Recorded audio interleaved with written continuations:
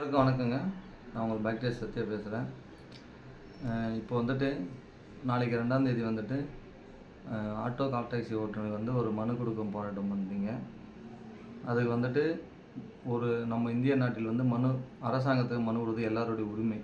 அதை நீங்கள் தாராளமாக கொடுக்கலாம். அதில் வந்துட்டு பைக் டாக்ஸி வேண்டாம் என்ற ஒரு கருத்தை தவிர அந்த ஒரு கருத்தை மட்டும்தான் நாங்கள் இது பண்ணுறோம். மற்ற அனைத்துக்கும் உங்களுக்கு கோரிக்கை வெற்றி பெறத்துக்கு எங்களுடைய வாழ்த்துக்கள். அதுக்கப்புறம் இதே மாதிரி ஒரு போராட்டம் கடந்த ஆண்டு சைதாப்பேட்டில் பண்ணிங்க.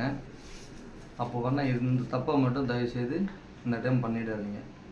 ஏன்னா ஆட்டோ ஓட்டுநர்கள் ஒன்றா சேர்ந்து ஒரு பைக் டாக்ஸியை புக் பண்ணிவிட்டு வர சொல்லிவிட்டு அடித்ததில் வெளியே வந்துட்டு 3 பேர் கைதானாங்க.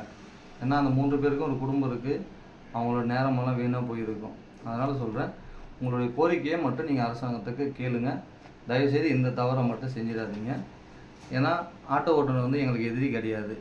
ஏன்னா நாங்கள் வீட்டில் எல்லாருமே ஆட்டோ யூஸ் பண்ணுறோம். நாங்களும் ஃபேமிலியாக போகும்போது ஆட்டோ யூஸ் பண்ணுறோம்.